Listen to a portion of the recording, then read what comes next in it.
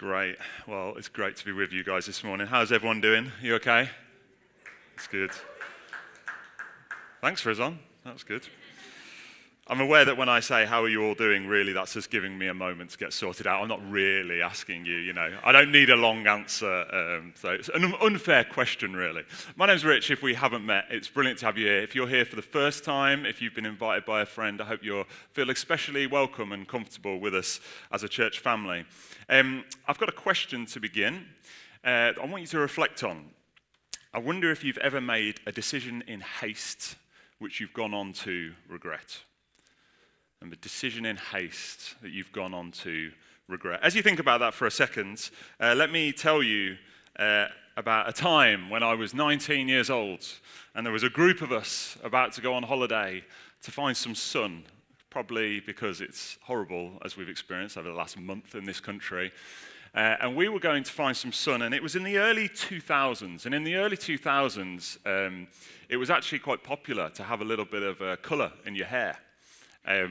It was, trust me. If you weren't around then, you don't know, but it was. And I thought, me and a few mates were like, this is a good idea, summer holiday, all that. I thought, yeah, I'll go for it. Bit of red, I thought, bit of dark red. I thought, that'll go well. Nice red streak. The issue was I had left a lot of my holiday preparations until the last minute, unlike me, actually. And I was actually flying very later that day, that evening, I think it was. So I was sat in the barber's chair. Notice I called it a barber's chair, not a hairdresser's chair, a barber's chair, trying to redeem myself somehow in this story. And I was sat there, and really, as they were kind of doing this kind of red streak, all I could think about was the fact that I hadn't booked my airport taxi, I hadn't actually fully finished packing. I think I hadn't got my holiday insurance. Like all these things that I needed to do were running through my head. And then I thought, well, okay, I'm sure this has probably done its magic. It's probably worked by now. And I went against the advice of the skilled barber, hairdresser, who said, no, you need longer. I said, no, trust me, I think you've done a great job. It's going to look incredible. Let's go. Wash the thing out. So I did it, washed it out, all of that went. And let's just say that to my shame and embarrassment for the rest of the holiday, she was right and I was wrong. And instead of a dark red streak in my hair, I actually ended up with a gingery orange streak, which only went more and more orange in the sun. And my nickname for the rest of the holiday was the apricot, okay? Because we have a culture of vulnerability at Mosaic, I don't know why I do this kind of thing to myself, but because we have a culture of vulnerability at Mosaic, can I trust you to show you a little glimpse, do you think? Yeah, all right.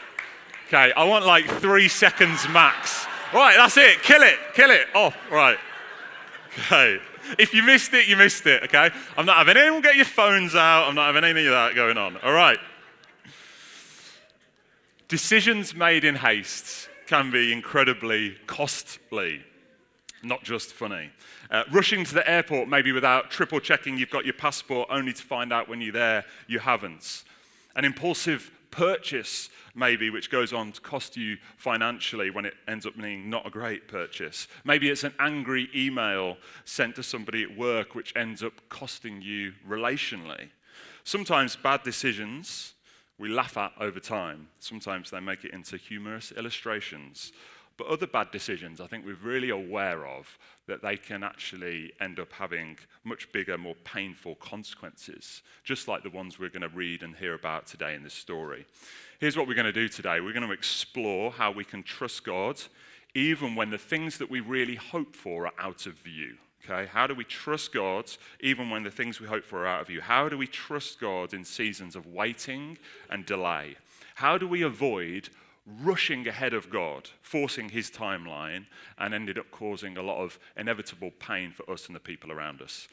In short, how do we wait well as Christians? What does it look like? What does it mean to wait well? If you've got your Bibles, it's going to come up on the screen as well, but turn to Genesis 16. Genesis is the first book of the Bible, Genesis 16, and we're going to kind of work through line by line. And then I'm going to draw out a few key, really critical observations if we're going to wait well. So we join this story in the gap between a promise made and a promise fulfilled, all right? A promise made, a promise fulfilled, and we are in the gap in the middle. The promise God had given Abram, as his name goes on to be Abraham, but at this time we know him as Abram, this no man who was married but with no children, was that he would make him into a great nation. That was all coming in his future. His descendants, he said, would be as many as the stars in the sky. Just picture that for a moment. So Abram and Sarai at this point, who also goes on to be named as Sarah, but at this point in the story, it's Sarai. They've been walking with God now. They've been holding on to this promise for about 10 years. They weren't spring chickens. They weren't getting any younger. And for them, time was starting to drag. So, verse 1. Now Sarai, Abram's wife, had bore him no children. I want to pause for a moment and just acknowledge that this story and what we're unpacking today actually touches on some difficult things. That infertility is really difficult at any time. Having journeyed with some couples through this type of thing, I'm aware that it is full of pain. However, in this story, there are even more layers which add on to that pain, that compounds that pain. And let me just touch on a few. They lived at a time when it would have been the norm to have many, many children, okay? This is pre-birth control. They lived at a time pre-welfare state. So the more kids you had, the more chance you had of some of them ending up being able to look after you in old age. That was the idea. Not like today, where actually it's fairly common for many people to make a decision actually not to have children. On top of that, the name Abram means exalted father. Like that's what his very name means. On top of that, he's been in Canaan for a while now, and the word has probably got around that this guy Abram believes that actually in his future he's going to be the father of like a nation, which is huge. Word will have got around. Word will have spread. And you just imagine, you just kind of picture him as people like looked on. Oh yeah, there's the guy. There's the guy who God's going to use to do really big things. There's the guy who's going to father a nation. Maybe as they smirked, maybe as they thought, that's what he thinks. This is 10 years later. What's actually going on? I imagine as the days went by, he felt more and more like a fraud. And sometimes times of great pain, times of great difficulty, cause us to get creative with our solutions. They cause us to turn to comforts, maybe to quick fixes. And Sarai has this idea. This is where Hagar enters the story. Hagar was an Egyptian slave gifted to Abram's household during the time he had fled from Egypt during a famine. And we find out this in chapter 12. In this previous, what I will only call as another hasty decision that he made. Abram, to save his own skin, pretended his wife, Sarai, was actually his sister. Okay? Some of you guys are like, I know, I'm not great, but I've never done that. Okay? It is true. This is a cautionary story, not wisdom to emulate. And you go to see the impact it goes on to have. So Pharaoh, he thought, if he takes a shine to my wife, he's probably going to get rid of me. This was all about self-preservation. So Pharaoh actually did take his wife, Sarai, into the palace. And in return, Abram acquired livestock, possessions, and some servants, one of which was Hagar. God didn't look very kindly on Abram's self-preservation plan at the cost of his wife. And he brought diseases on Pharaoh and his household for sleeping with Abram's wife. Pharaoh gets mad, sends them away with Hagar as well.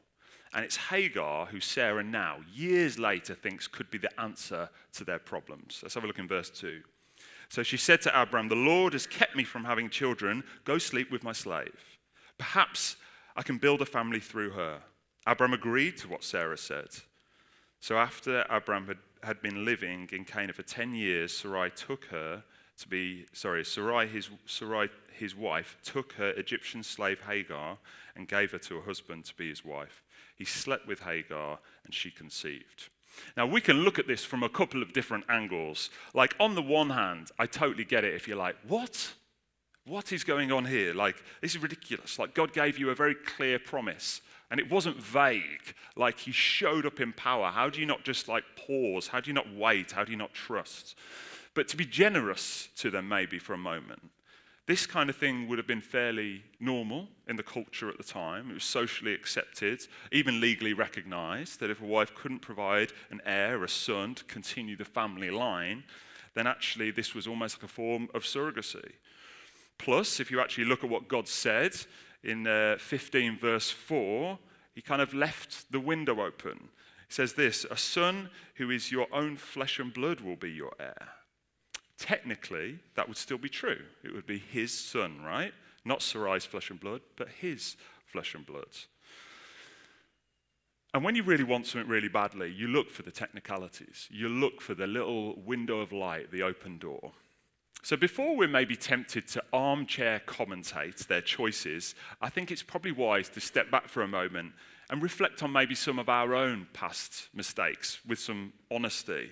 Maybe the times where we've wanted something so badly we've been willing to bend the rules. Maybe rationalize the irrational. Justify a bad choice. Times where maybe you've wanted something so badly you've searched the internet for a perspective which will agree with your desires, even if you know the main and plain of what God says about this issue. You go searching for an answer which you agree with or which agrees with you.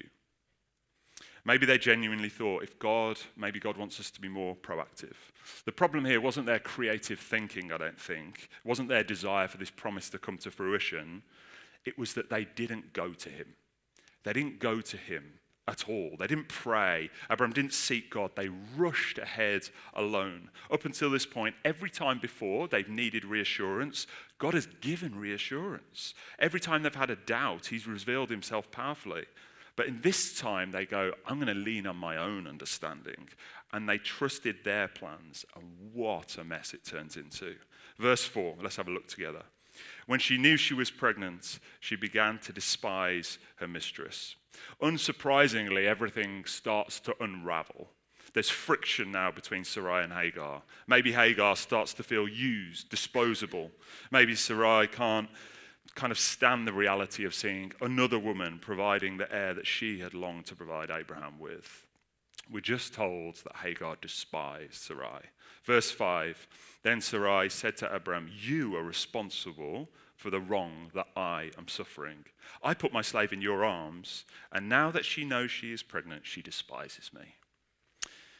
Now I'm sure in this moment, really tempting for Abraham to do the thing which husbands should never do. Hang on a minute.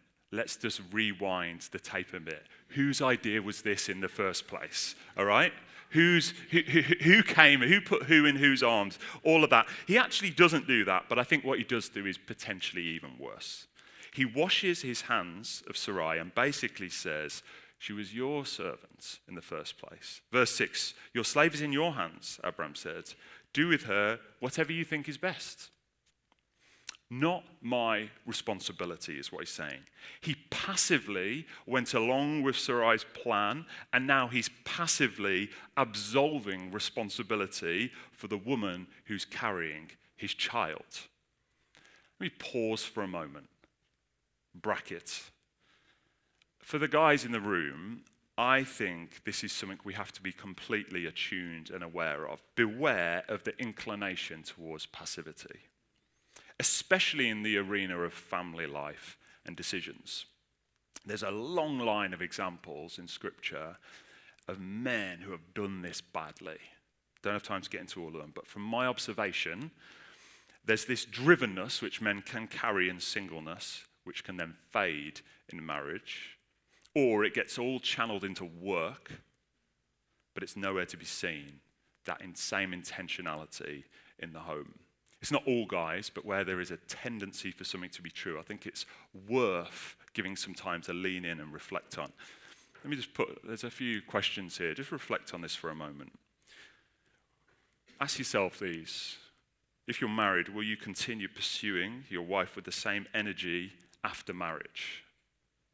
Christ pursues us, doesn't he? And he says, follow me and pursue your bride. Don't give up the moment that you're married.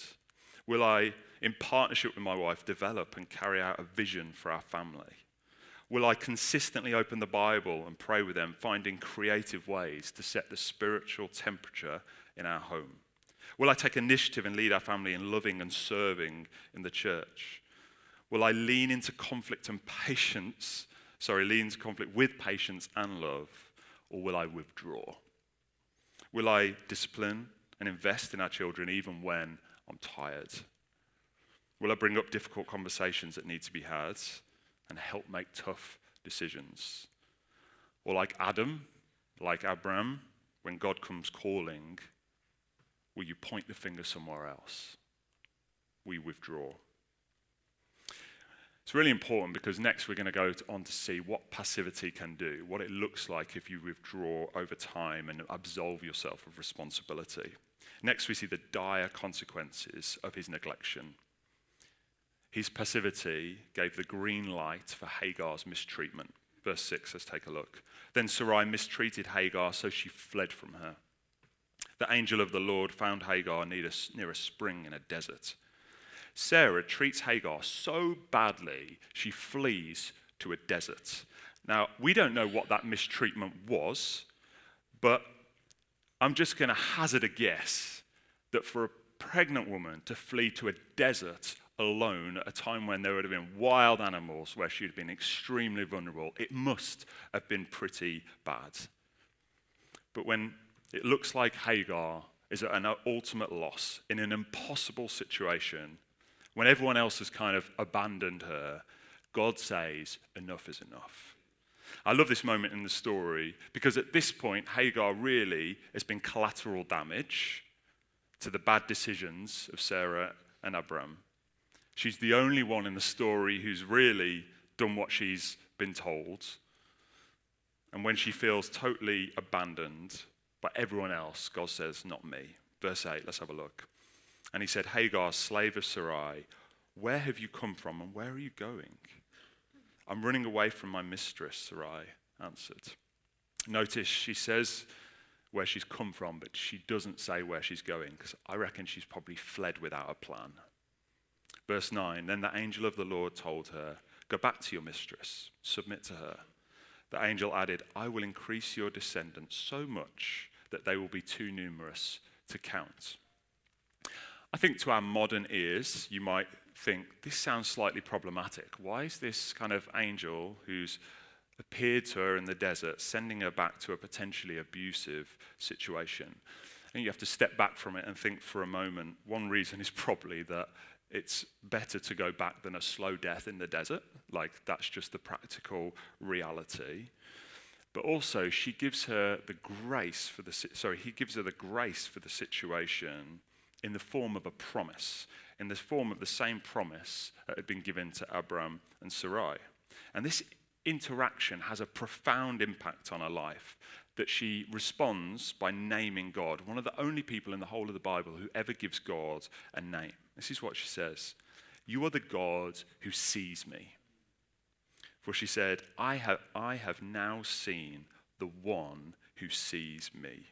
How incredible it must have felt after being almost invisible to others, given away by Pharaoh as part of really a livestock package, then being married off for the sole purpose of providing an heir, only to be driven out to the desert, pregnant, alone, and vulnerable, to now be seen, to be known, and to be blessed by God.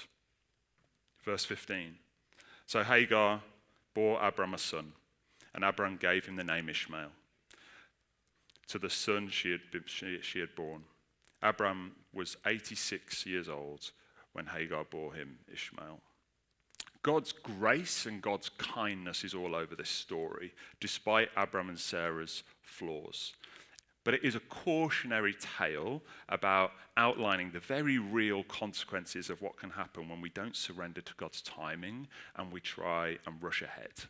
So I want us to ask, what can we learn? How can we not make some similar mistakes? How can we wait well? First, I want to say the odds are stacked against us at this time in history when it comes to being good at waiting. I hope you realize that. We have to understand the shaping power of the moment that we're living in, the shaping power of our environment. We don't like waiting for anything. We don't like waiting for tables at restaurants. We don't like waiting for deliveries to come. Now you can go next day or even same day because next day is just not quick enough. We don't like waiting for transport. We like it to be efficient.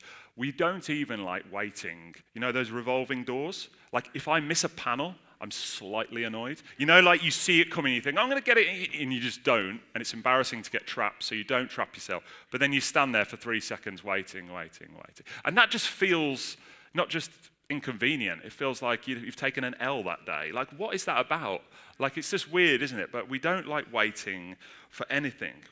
We don't read books anymore. We have AI kind of vast search engines compile the data for us, fast processing power. There is so much about the time we're living in which just conflates waiting with bad, okay? I'm not against efficiency, but the problem that we have is that we're being formed, we're being shaped consciously and subconsciously to view kind of fast as good and slow as bad. And that's especially a problem when we have to realize God does his deepest, most important work over time. And none of that happens quickly. Charles Swindoll, in the book about Abraham and the fact that he's a nomad, says this: in the crucible of frustrated longings, the Holy Spirit confronts our darkest lusts, our most selfish cravings, bringing them out of the shadows, releasing us from the slavery of hidden idols. 3 quick things. Waiting reveals what you're really trusting in.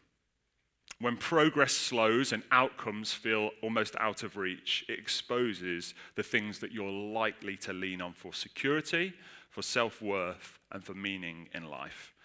Being seen to be in control, having a plan, the approval of others, having a productive life where you're just getting stuff done and you're getting on in life. These are all like markers of a successful life. And they're completely at odds with times of waiting and seasons of delay. Seasons of delay exposes where our heart is really rooted in. Is it rooted in God himself, or is it rooted in the things that he can do for us? Waiting seasons are like a tool that God can use, which allow the contents of our heart to rise to the surface. Waiting on God's timing can be extremely uncomfortable, but I think it's bearable, and it can even be comforting if we realize what he's doing in that season and the fact that it's for our own good. We can't surrender what we haven't seen in our own heart, can we? If it's hidden to us, then it's just going to remain in there. You can't surrender it. But actually, in those seasons of waiting and delay, often those things, those emotions, those difficult things rise to the surface. Those unconscious idols, those coping mechanisms. And when they rise to the surface, you've got a choice about what you do with them. Do you bring them to God? Do you submit them to him? Or do you push them back down? Secondly, waiting refines our character. One of the key aspects to waiting is learning that you're not in control, that you're not the one calling the shots in life. And we like calling the shots, I know, but waiting forces us to realize that we don't. It strips away self-reliance and the arrogance which inevitably, I think, always accompanies self-reliance. It strips it away. Nothing, I don't think, has shaped me most, especially my posture towards other people, than having to admit as a parent that I'm not in control. Having to just admit that I am not the one causing the shots. I am not the one in control. I think up until having our second child, Zoe, if I'm really honest, I think if I wanted something to happen in life, I was able to make it happen fairly quickly. As I reflect back, I don't remember loads of seasons of waiting and delay. But that all changed. When we were pregnant with Zoe, we were plunged into a season of unanswered questions. They thought she had multiple issues with her heart, so lots of holes in her heart. They thought one side was too small, the other side was much smaller than the other side.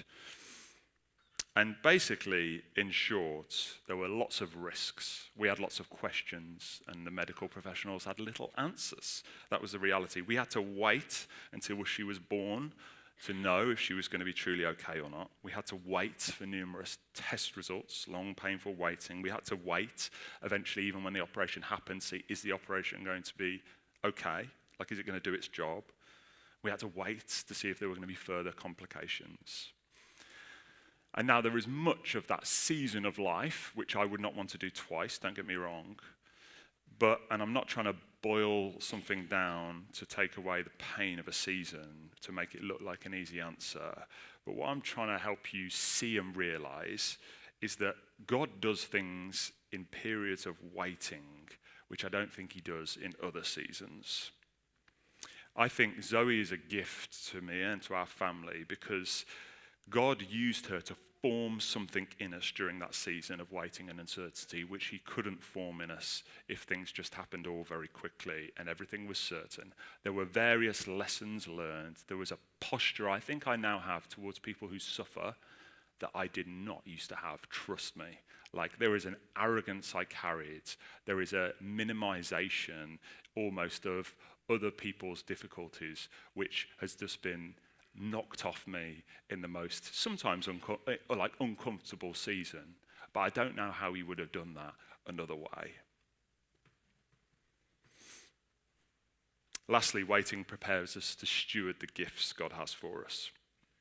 If we can move from seeing seasons of waiting as annoying inconveniences actually to much needed preparation, I think it will change everything. The first step to viewing waiting as preparation is seeing waiting as active and not passive. Active and not passive. For example, you wait for a bus in a very different way than you might wait to go to war. Yeah? You see that? When you wait to go to war, you get active. You prepare, you anticipate, because you know something really important is coming. You make sure the supplies are ready. You make sure you're fit enough. You make sure you have everything you need. All right? You're not just biding your time. You're actively anticipating something important is coming, and I want to get ready for it. You don't want to be found unprepared. Can I ask, how's God getting you ready now for a season of what he has for you in the future? God's gifts, whether it's a role, whether it's a job, whether it's a relationship, whether it's a family, whether it's a leadership position, whatever it might be, those things are all sustained by the underpinning of who we are becoming in the season of waiting. And it will often feel slow, I think. You know, when I moved to Leeds about 14 years ago, I interned here. I was a newly qualified electrician, and I got some various different opportunities to do things in the church, carried Matt's bags around for him, all that type of thing. I got a cleaning job to be able to sustain it. It was about like 15 hours a week or something like that, and I lived with somebody else, and my bills were like really low. And I remember during that season, during that period of time, there were lots of times where I thought, kind of, this is okay, Rich, but what about if all of this comes to nothing? And it was pressed home when I had mates who would come and visit, and they were just trying to wrap their head around it. They were like, so you've just trained for 4 years to become an electrician, and now you're up here, and you seem to be cleaning and serving the church for free. And they were just like, what's going on? I was like, it's not that simple because I'm getting some opportunities to do some stuff and I'm hoping da-da. And I was trying to make it all fit. And they were like, well, whatever you say, man, but it doesn't seem to make sense to me. And those questions, kind of that view, it just impressed on me, I guess, the reality of what it looks like when things don't make sense to other people. And I think God was doing something in me that was very deep, and what he does in all of us in our seasons of waiting, that he gets you ready and he tests you with very small things before he trusts you with the bigger things. The lessons I learned in that season was you don't take things for granted that you've had to persevere in prayer for, that when you have to wrestle with God and persevere when everyone else thinks something's a stupid idea, you actually really appreciate the gift and you appreciate the opportunity, you appreciate the blessing when it comes far more. You don't take it lightly. So let me ask you, if you're in a season of waiting at the moment, how are you partnering with God in that season? Are you bringing in the things that rise to the top in your heart, those anxieties? Are you bringing them to him? Let's come to him with our questions and with our pain. Let's be active in the waiting, not passive. Faithful in the small things, trusting that God is using it for our preparation, and it's all going to happen in his perfect timing. Would you stand with me? I'll pray for us. The band are going to drum.